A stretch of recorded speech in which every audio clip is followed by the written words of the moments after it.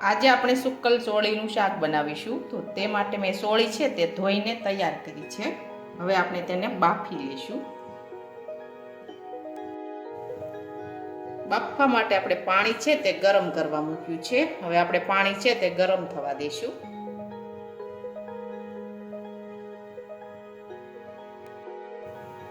હવે આપણું પાણી છે તે ગરમ થઈ ગયું છે. હવે આપણે તેમાં સોળી બાફી લઈશું.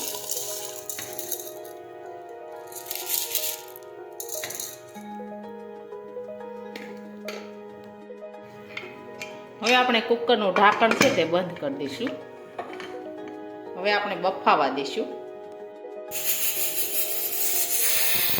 હવે આપણી સોળી છે તે બફાઈ ગઈ છે. હવે આપણે ગેસ છે તે બંધ કરી દઈશું.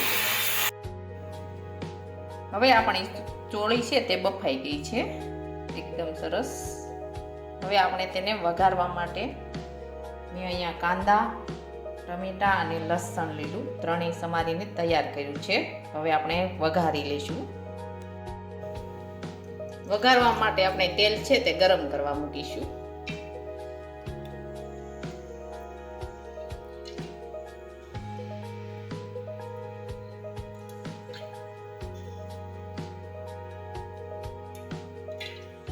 હવે આપણે તેલ છે તે ગરમ થવા દઈશું. હવે તેલ છે તે ગરમ થઈ ગયું છે. હવે આપણે તેમાં રાઈ અને જીરું નાખી દઈશું. લીલી મરચી નાખીશું. સમારેલા કાંદા નાખીશું.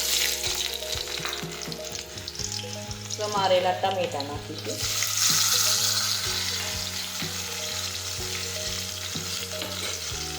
હવે આપણે સાતળી લઈશું.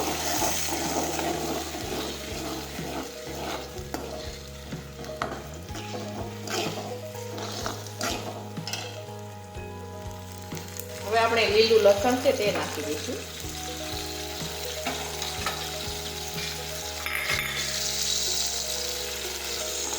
હવે આ રીતે આપણે સાતળતા જઈશું.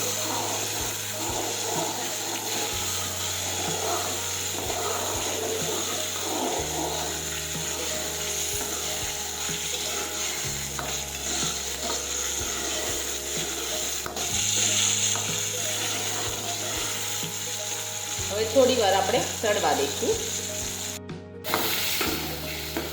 હવે એકદમ સરસ તળી ગયું છે. હવે આપણે તેમાં બધા મસાલા નાખી દઈશું. હળદર નાખીશું.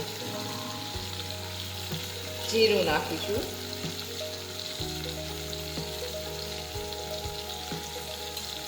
ચટણી નાખીશું. હવે આપણે સાતળી લઈશું.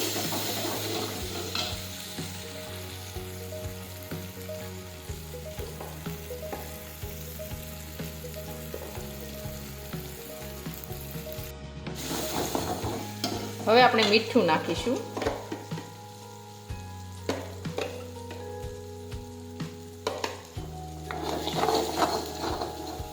હવે આપણે સોળી બાકી છે તે નાખી દઈશું.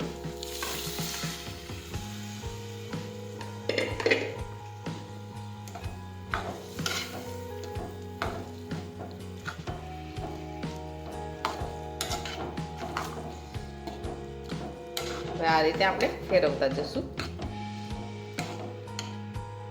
થોડી વાર આપણે સળવા દઈશું. અને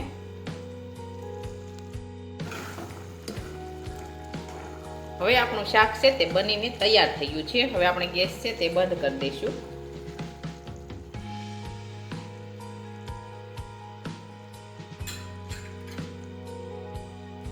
હવે આપણે તેમાં ધાણા નાખી દઈશું.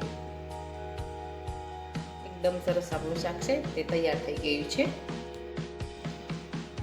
હવે આપણું સુક્કલ સોળીનું શાક છે તે એકદમ સરસ બનીને તૈયાર થઈ ગયું છે. અને અમારો આ વિડીયો ગમે તો મારી JK કુકીઝ એન્ડ હેન્ડવર્ક ચેનલને લાઈક કરો, શેર કરો અને સબસ્ક્રાઈબ કરો.